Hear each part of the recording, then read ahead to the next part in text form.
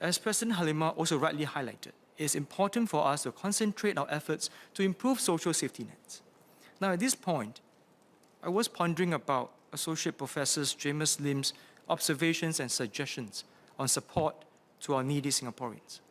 Now, I agree that we must continue to work our hardest to help our needy Singaporeans, and work must not stop. But the suggestion of having a single poverty line has inherent problems. In my work as the Mayor of North East CDC, I've often hoped to simplify the 60 schemes that the North East CDC run. But the more that we work the ground, the more we realize that targeted solutions still work best. And we cannot shy away from assessments.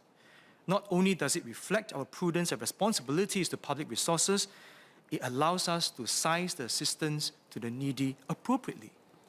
Therefore, an approach of providing support based on the varied needs of Singaporeans and their families might work better than a singular poverty line.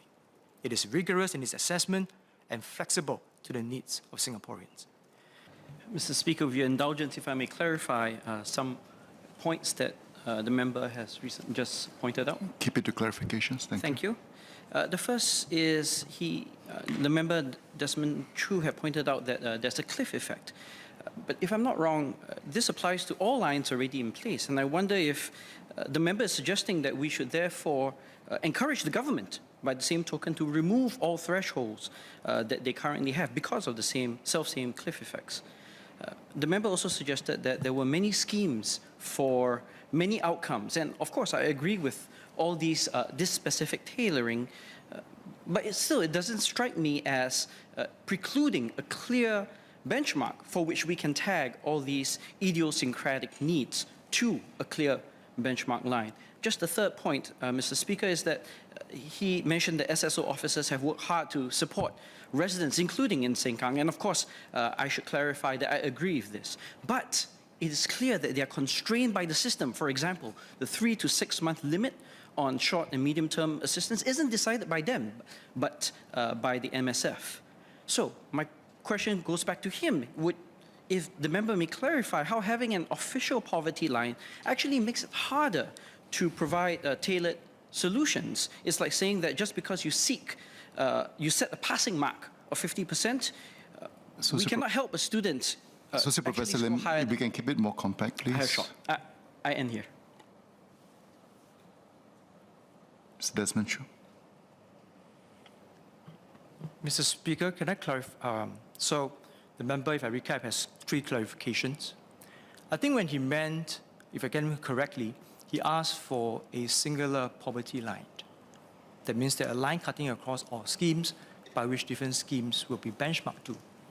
If not, then what would he be asking for? One singular poverty line, rather than the current system that we have, that will have different lines or different qualifying criteria for different purposes.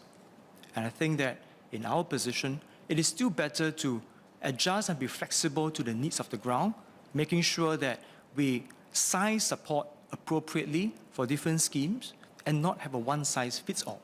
I do agree with him that even you have a singular line, it's not mutually exclusive, and I'm glad that he agrees with that regardless of whether you have a singular line or not, you still must understand that the needs of the grounds are complex and you do need to have targeted schemes for targeted problems. I think that's one part that first I wish to clarify. And the second one is whether they are constrained by the general policies. Now, I cannot speak on behalf of MSF, but what I can speak on behalf is the schemes that CDC run. In the cases that I've seen residents who have gotten support beyond 3-6 months, some even longer. We have also provided our residents through schemes with CDC, through our WeCare support. Many of them were from Sengkang. So I think it is not true that the MSF scheme necessarily handicap or we constrain our officers in the help that they can dispense.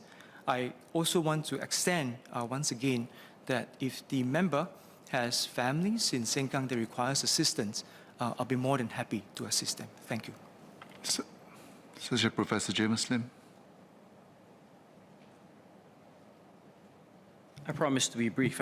Just to quote exactly what I said in my speech, which was, I suggested, and I quote, to peg all thresholds for government assistance, especially ComCare, to this line or higher, but never lower.